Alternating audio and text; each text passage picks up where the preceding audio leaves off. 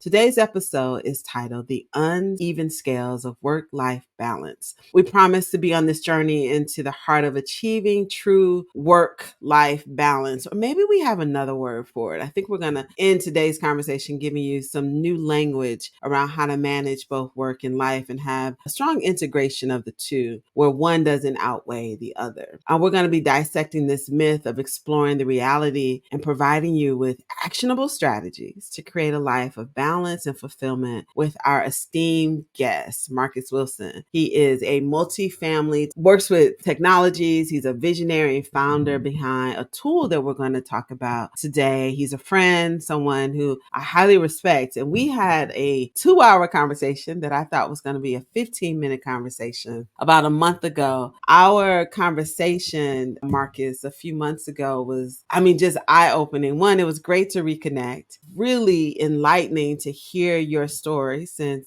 you left Atlanta. Yes. And so I just think that today's topic is going to be really helpful for people. So Marcus, please introduce yourself and tell our guests a little bit about you. Hello, everyone.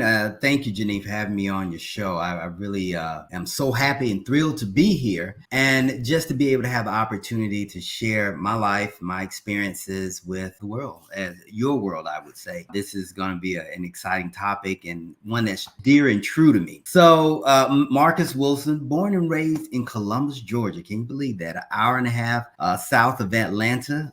Grew up playing sports. 706 is the area code, repping 706. Whatever. So, yesterday in Atlanta was 404 day. Well, that would make sense. I've started to see a lot of the 404 and 405 or something like that. I saw somebody post one of those.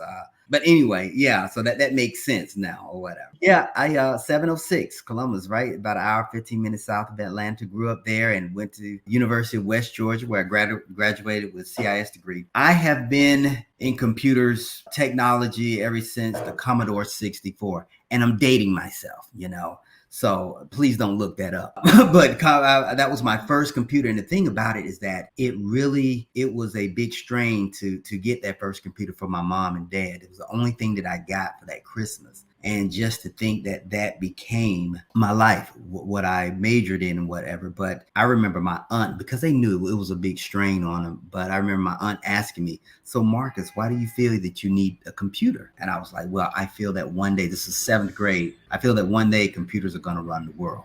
And since then, that was a decision I made back in 7th grade. Got that Commodore, and the rest is technology history. I've been a executive and in multifamily for about 18 years in technology there. But I've also been in the big box companies, certain companies, and have done contracts with companies like Pfizer, Home Depot, GE Capital when I was in Atlanta. Ended up moving to Florida about 13 years ago to take some executive leadership positions here, and have done some great things. And on that trip, I decided that I wanted to pivot, as they say, because I felt that there was something that needed to be said, that I needed to say, in a message that I needed to get out there that was within me, and just wasn't sure of how to get that out. And that's where I am today. That's where we're here today, because that's why I developed my compelling message of harmonize the mix, orchestrating the balance between people, process, and technology. So repeat that again. So it's harmonize the mix. Yes, harmonize. My compelling message is,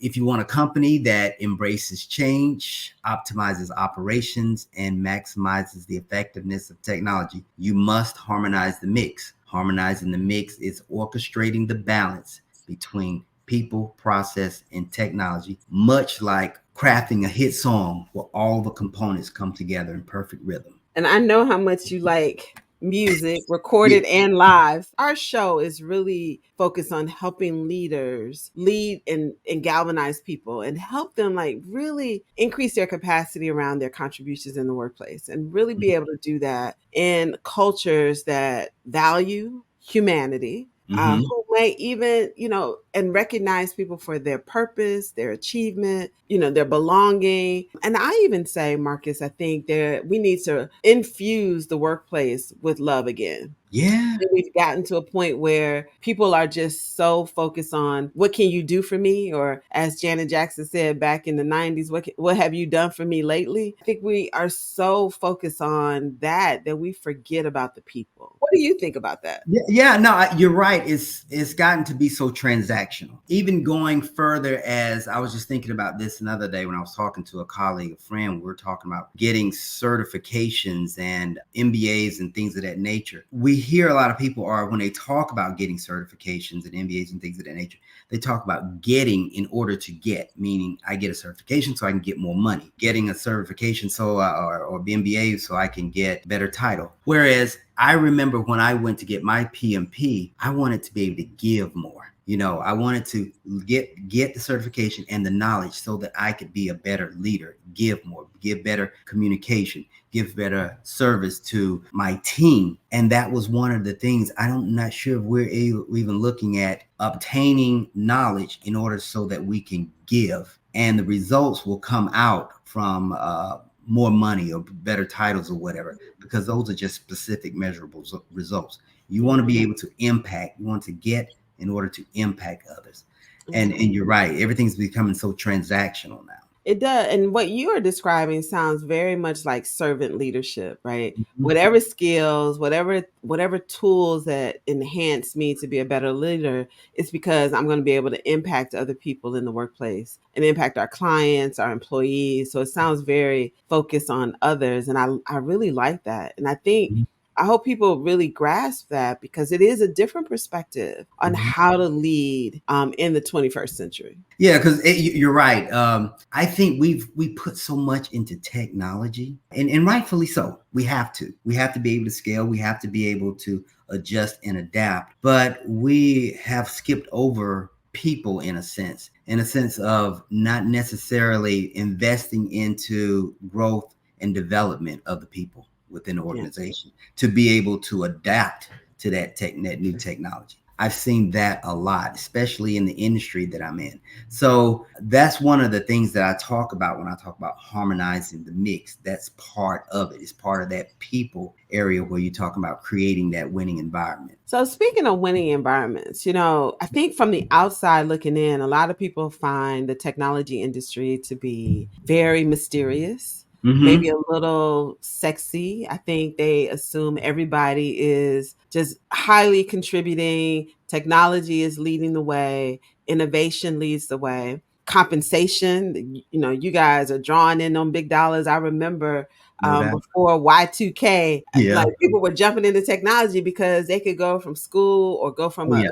a certificate program, certification, and boom, they were making $125,000 a year or more. Yep. But I think the untold things that I've learned about the technology industry, and this is not to throw your industry under the bus, but y'all have some issues, some toxic issues in leadership and training leaders and those sort of impacts. Can you share with our audience? Because I want them to really connect with you and understand that you didn't just wake up and say, I'm creating this methodology. It came out of something. Tell us maybe a challenge that you had with a toxic leader in the workplace, and how did you deal with that? One of the things I would say is that with technology, we have to, a person like, say, for instance, me, who was a leader in technology, understand it, done numerous implementations, conversions, data migrations, things of that nature. The biggest issue I see is that those leaders are not necessarily have a strategic plan, nor do they have any kind of vision or directional roadmap of where they want to go. They just want the technology and they want it in. And then there's all these questions that we have to ask when we're going through implementation. So what has happened over the time is that it's become very, how can I say it, tactical. Everything has become tactical and gotten away from strategy. And we're not aligning. There's all sorts of technology that you can leverage to get where you want to go, but it's choosing the right technology. So I would say this, the biggest thing here is having that strategy and plan, communicating that to everybody down to the people on the front lines who's going to be impacted, and then having a plan of action of how you're going to deploy, develop, and train people how to use this new technology. What I've seen and what I've witnessed is that everything is so tactical where we implement it. Nobody fully knows how to use it. Everybody is kind of resistance towards the change. And what happens is that everything is pushed down on technology or information IT or the people who are going to be over it to actually to develop, to train, to implement, to optimize, do the whole kit and caboodle when there's no ideal strategy of what are we trying to do. We're just actually gaining that new technology. As far as leadership concerned and toxic leadership, when you have that and you have no strategy, you have no vision for where you want to go, what happens is that people start to leave. People start to talk. People start to gossip. People start to wonder, well, how is this going to impact me? And when you try to bring that towards leadership, sometimes leadership can become, they don't want to hear the people problems. They just want to know, did we get it done? Is it done? Is it up and working? But they're not focusing on what's going, the implications that are happening with the people. So again, IT is sitting there trying to balance the two between making sure that people understand and trying to give them a blueprint or a vision of where this is going to put them down the road. And nothing has been communicated from leadership of where we're going, how we're going to get there, who we are, and what this technology is going to do for us. Yeah, I love the fact that our show is live because I think Dominique just put something very important. And I think you've said it, but I think she's like, I'm gonna throw it in your face. Certifications don't teach people how to handle real world situations. Mm-hmm. In order to pass down knowledge, there are other skill sets that are needed to align certain goals. And I think that's what you said, Marcus. And what ends up happening, what you described, is organized chaos. And the fruit of organized chaos in a high performing workplace is low morale. And then what we see is all those things that you listed around gossiping and fear and all of these other things. And then we start to, instead of managing and feel like when people pose questions to us, we become defensive. And then that's when the beast comes out. I think as Steve in our chat mentioned, like this, so while we're going through change, fear comes out. Right. And then, you know, before you know it, you got a hot head under all of this. Let's get a little bit more narrow to our topic. Mm-hmm. I want people to understand what the mixed methodology is or the mixed method is Mm-hmm. as we look at like this work-life balance. Because Mm-hmm. I think part of the challenge that a lot of people have is they're trying to balance work and Right. life. And I don't think there is a balance. I have been using terms like harmony or integration, but I want you to answer. Can people really achieve this sort of harmony or work-life balance? Maybe a better question is what is your solution with the mixed method that can really help people and help leaders help their people harmonize work and life? So I was going to say this: can people have harmony or balance through in their life, work-life balance? Yes, it comes down to an understanding. Life is, it's just like a scale, you know, it's just like a scale, like the justice scales that you see from the justice, from the statue of the justice system, where it's two scales. You know, they say the scales are there to balance each other out. There's always two sides of the story that you have to listen to both. But we all know sometimes that's subjective, depending on what the issue is and who's on trial or whatnot. So that's the same in life. So what I want to say is it's not going to be a linear process. Work-life balance is not linear. It's not, if I do this, I do this, I do this. It's not a path you take. What it is, it comes down to is balancing out all of it, from work to family and to work, family, and work and family and your personal life. The biggest challenge I see right now is that everything is so integrated with technology, our business, our communication. Everybody is working throughout the day from morning to night. And I think that's what I fell into. I was working from morning to night to wee hours of the night. And that happened like every day, even on the weekend. And you would be getting emails and you just stayed there. You were always working and whatnot. You have to set up your boundaries. You have to have boundaries that you set up, but you also have to have understanding that sometimes there are going to be some projects that you're working on that are going to take a little bit of time. But you also have to balance that out by spending time with your family as well as spending personal personal time for yourself to recoup, revamp, reload, relax, reinvent yourself. That's always, you got to take out time for that. So harmonize, I would say harmonize the mix is all about orchestrating the balance between people, process, and technology. The people, creating the environment of the people in your life. That's either can be in the work life or your family. Creating that environment which requires communication, a connection to cultivate culture that embraces change and supports people through it, as well as making a commitment to the people in your life, as well as to work. But it also, from work, it provides aligning your processes, your services and delivery of your processes and products. In your personal life, it means aligning your habits in order to meet your strategic goals, and then leveraging technology in order to ramp up, to integrate all that together. And it's an integration of all three of those together. Yes, it can be balanced, but you have to understand there are going to be some times where you're going to spend a little bit more time in work than you can with your personal life. But it's going to require maybe sometimes giving up something for a few days or a few minutes less than what you normally would, but also coming back to it to regain and get back in balance. Yeah, I love how you broke that down for us. So tell me, what is the mix method and how can it help our listeners? And, maybe even I can license this under Everyday Lead and we can use this with some of our clients. So what is it? Okay, so the mix method, it's 3 actions that produces 3 components that impacts 3 elements. The actions, 3 and 3. 3, 3, and 3. Simple as that. So you have create a winning environment, align your processes with whatever strategy or vision you have down the road, and leverage or ramp up, leveraging technology. Those are the 3 actions: create, align, ramp up. Now, what it does is it's going to create 3 components. When you create a winning environment, you're going to come up with a roadmap. You're going to create a winning environment by communicating what you want. Like for a company, it's communicating where we're going, who we are, what we do, and how we're going to do it. It creates a roadmap. With that component of a roadmap, you're going to align your procedures, your processes, and things with that roadmap in order to reach your strategy and goals. That's going to simplify. That's going to create simplicity. That's that second component, simplicity and understanding. Then you're going to take the technology and you're going to ramp up. You're going to automate some of those processes, procedures in order to make it easier. And from that technology, you're going to get insights from the data that is generated in order to make decisions. And the insights, the areas that all those 3 actions, those 3 components are going to impact the people, the process, the elements, and the technology. How did you come up with this? And why do you think it's necessary for leaders to look at the mixed method and these 3 components? Well, I came up with it.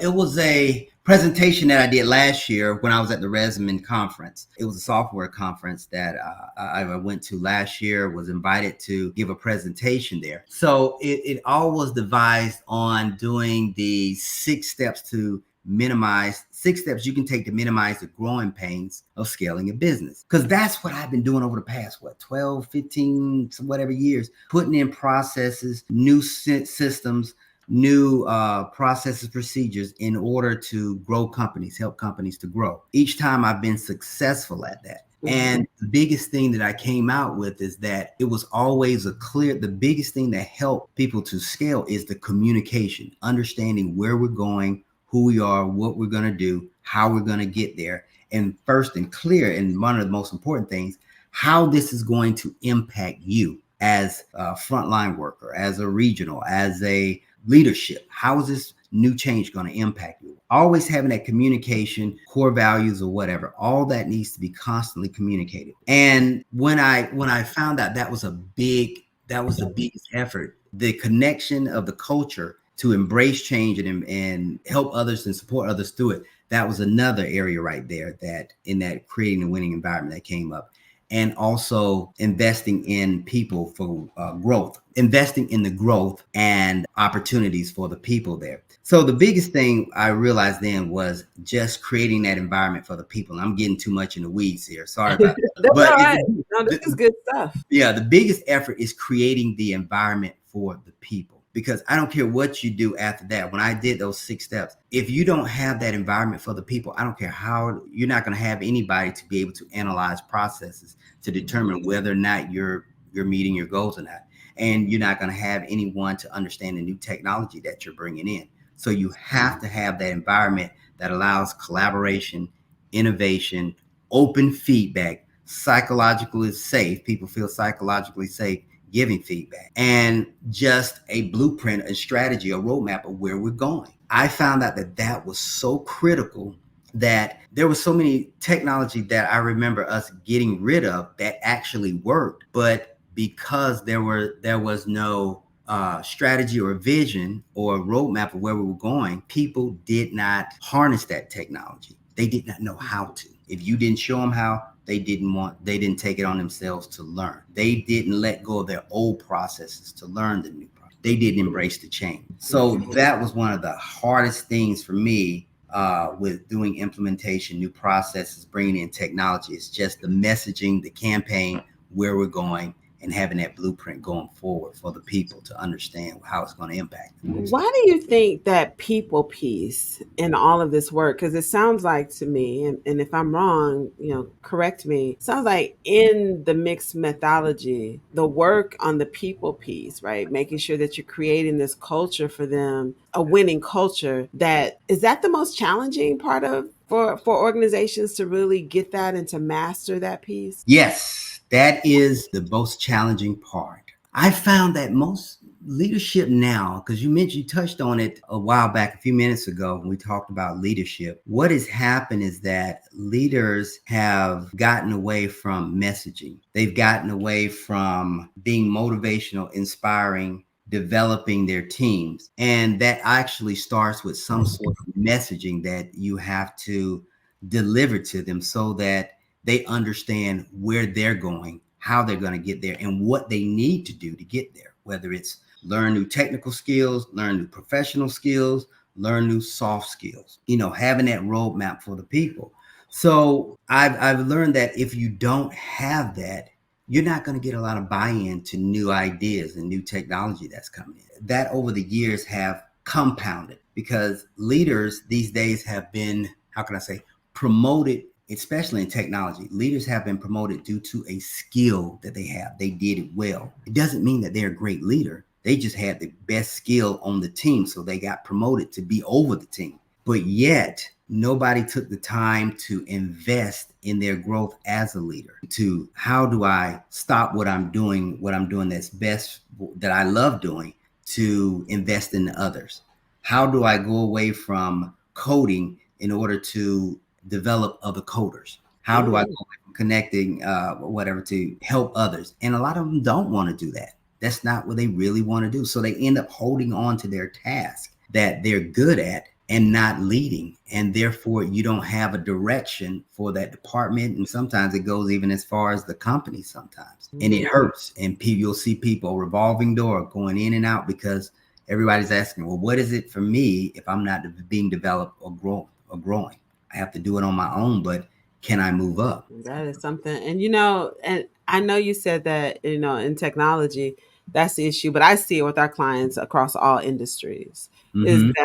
that, this person was a great project leader, and people miss those supporting casts and probably helped that person lead the team a little bit better, but they don't make the same investment in developing them to be people leaders. They don't make that investment on helping them communicate more strategically, be more influential in their organization. And like you said, to motivate and get people to, and even identifying the skills on your team and Right. leveraging individual skill sets so they can do more of what they're great at and what they enjoy as we build them up. And so I do think you're right. Organizations are missing the mark year after year, and they're doing a disservice to their employees by not helping them be better people leaders because the result is the cost of turnover. Yes, and I had to witness that. Gosh, Jenny, I mean, even going back, it was so, how could I say it? It was so disheartening because I'm very passionate about the work that I do. So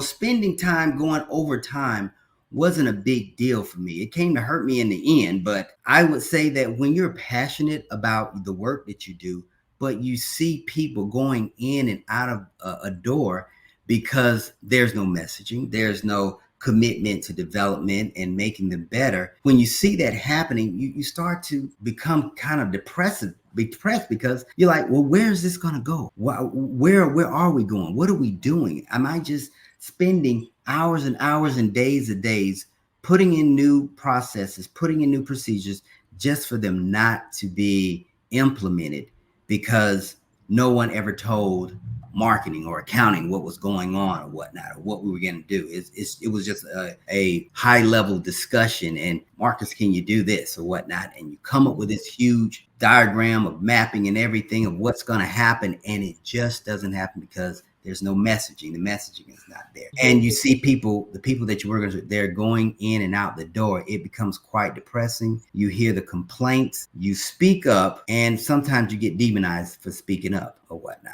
That's probably one of the hardest things to accept. Like, oh my gosh, I can't say nothing. And that's when you start to become fearful of your job or whatever. Yes. Because you become, I'm only bringing up something that's happening, and now you're questioning, what am I doing or whatever, or am I going out? And it's like, oh my gosh, and being in technology, when there's a level of understanding that has to be had for each new system or whatever device or solution that's brought in, there has to be a level of understanding. There has to be an outlook on how is this going to impact this person and where they're going. And if you can't give them that, and you're not showing them that, they become very resistant, and they start, again, gossiping, asking questions, and you don't have the answer for them. And you try to go and bring it to upper management or whatever and upper leadership. And I tell you, it starts to come back down on you. And you're like, hey, I'm just bringing this to the table. And it's interesting because that old saying,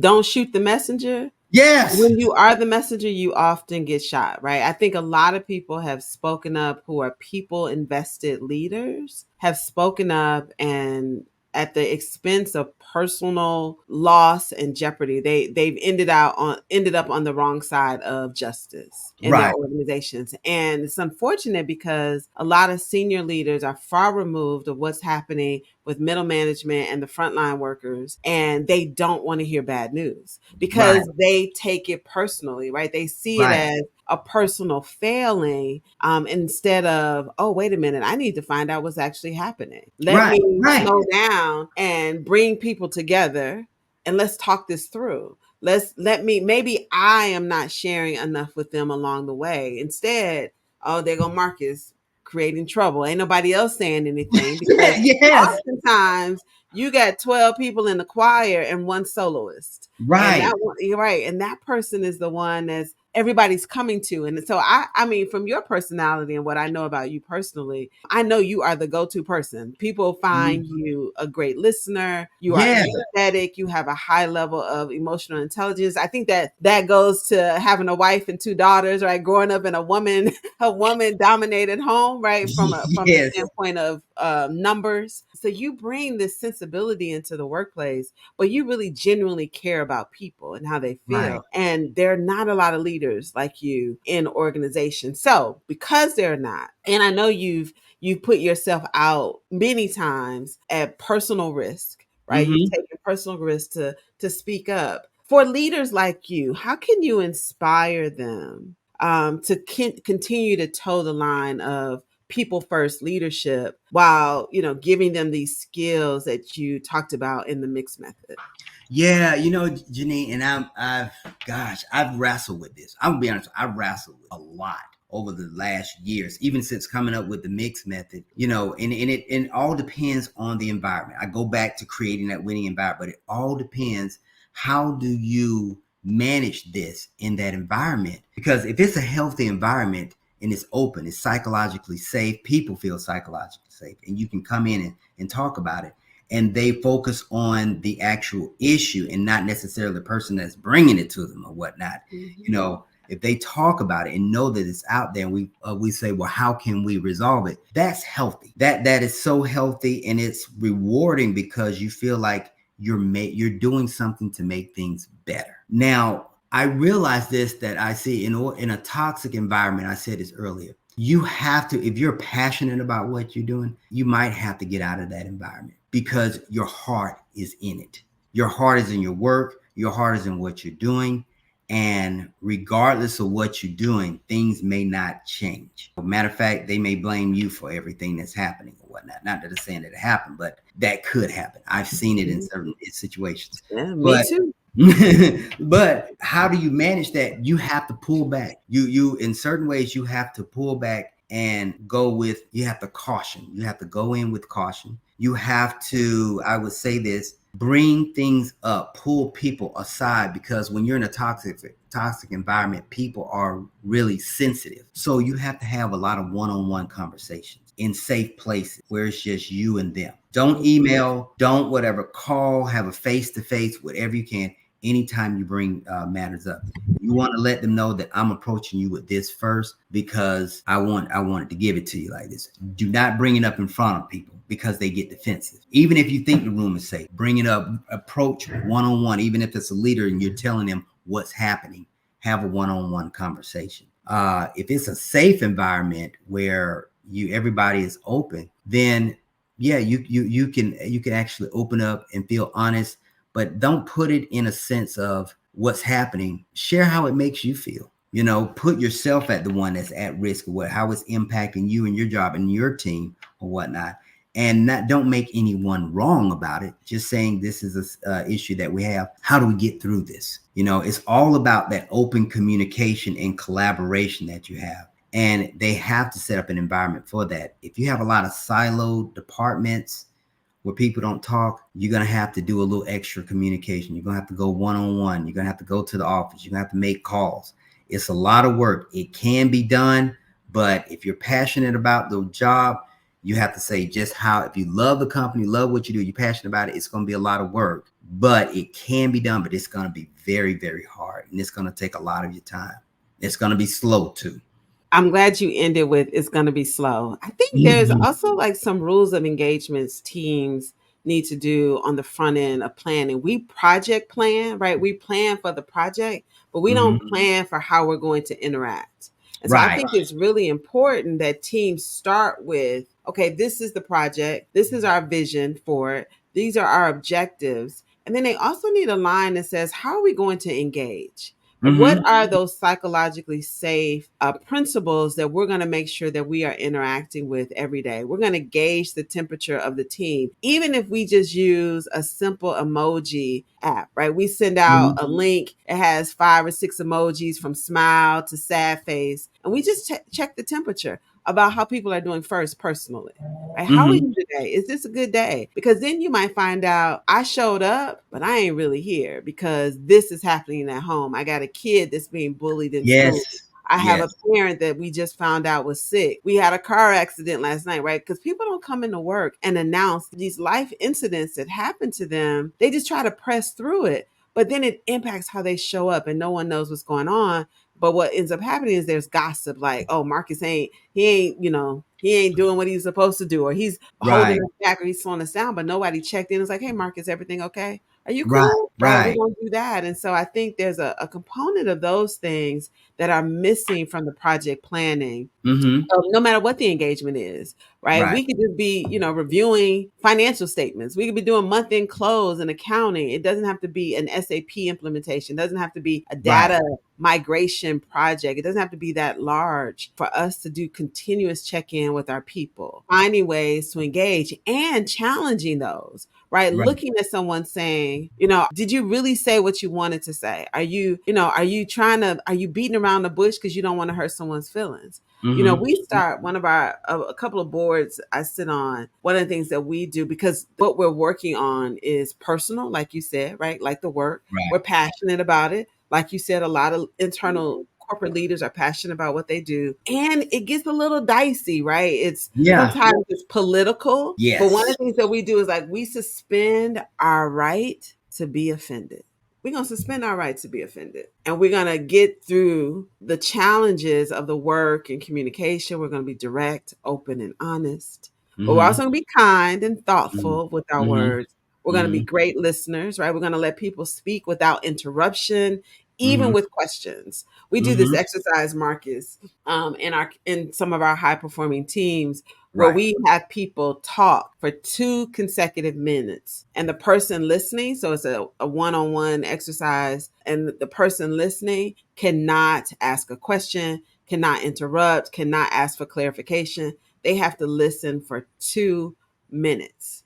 And then Right. we debrief on that experience. People be like, I was dying inside. I had a question. And Right. Right. Right. I wanted to clarify. They can't even agree. They can't even say, oh my gosh, I feel the same way. They can't say anything. This has been something I would say that the whole mixed method, this whole thing was something that I had to sit back because when I decided to go out on my own and I was up in Atlanta actually renovating the house, and gosh, I mean, it was just I had to sit back and just go back. I'm in my previous position. This wasn't something that was just there. I mean, I had to go back years and years. I've seen this before. I had to get to a point where I said, wait a minute, I've seen this before. I've seen this before. So I started to put together, okay, the people that the companies that embrace change, adopted, where there was good leadership, what did they do? How did they do it? You know, what was so good about the environment? That's the key. It's the environment. It's those three things you have to do for an environment. You have to communicate, connect, and make a commitment to the people. And just going through that, I realized how much it not only impact it has at work, but how much of an impact it has on your life outside of work. Because if it's toxic and whatever, you feel that you have to continue to work outside just so you don't get that, what can I say, scarlet letter on your shirt at work or whatever. You don't do anything wrong. You can't, they have this thing in technology called fail fast. Not in a toxic environment. You can't fail fast. You can't fail at all. That's why nobody tries anything. They become resistant to change because it's safer to stay where you are rather than to put yourself out there to try and be innovative or whatnot. People come down on you for changing or whatnot. Don't change this process for me. This is going to change everything. I don't care what you guys do over there, as long as you don't mess with what I'm doing over here. When you get into, I've seen that environment a couple of times throughout my career, and I have to go and say, well, what is the problem there? And it's always the messaging.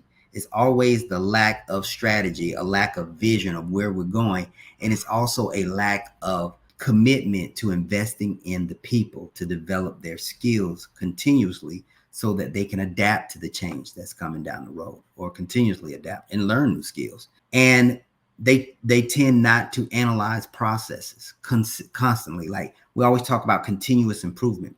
They're not.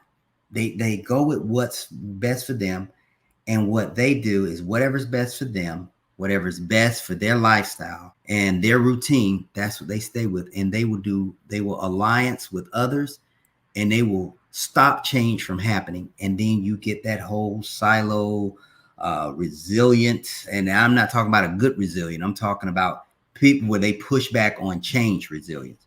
So it's bothersome because you end up doing outdated processes that take a long time, that actually impact your day outside of work because it takes a long time, and they won't leverage technology to ramp up and make things faster and more efficient.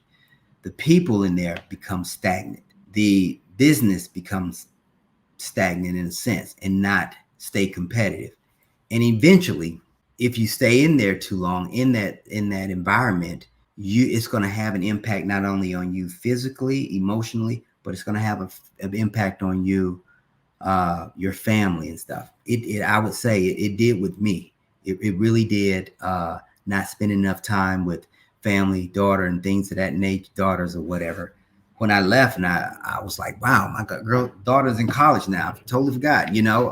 One is about to graduate, and you missed a lot of time with them. And again, that's what that toxic, that not being willing to change, adapt, it can have an impact not only on the company, but impact on you outside of work, especially if you're passionate about what you do in a job. Marcus, that was so great. I think you ended that perfectly for us, because it's that status quo leadership Mm-hmm. that creates all of these things that eventually in the workplace, right? This chaotic work environment where there's no vision, Right. people aren't grabbing hold of the vision, technology is not being leveraged, and it's impacting how we live our lives Right. outside of the work environment. Or Mhm. maybe it's creeping in, right? We got work creep into our lives. So I Right. just want to thank you for being on the show today.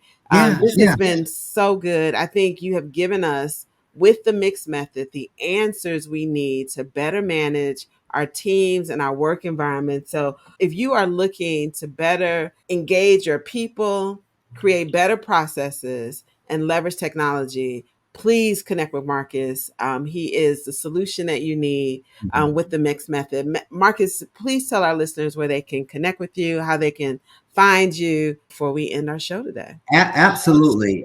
You can find me on LinkedIn, of course. You can also find me at marcuskwilson.com. That's my website, as well as pivotalimpactllc.com. It's my company's website. It'll crumble in a sense. But and again, LinkedIn, Marcus K. Wilson. You can find me there. I'm also just started a TikTok thing there too, but I'm just getting that ramped up now. So yeah. All right. Well, y'all, thank you so much for joining us today. Marcus, thank you for being our guest. Thank you for joining the Untoxic Boss. Again, I am Jeannine K. Brown, your host, and I will be back again with you next week.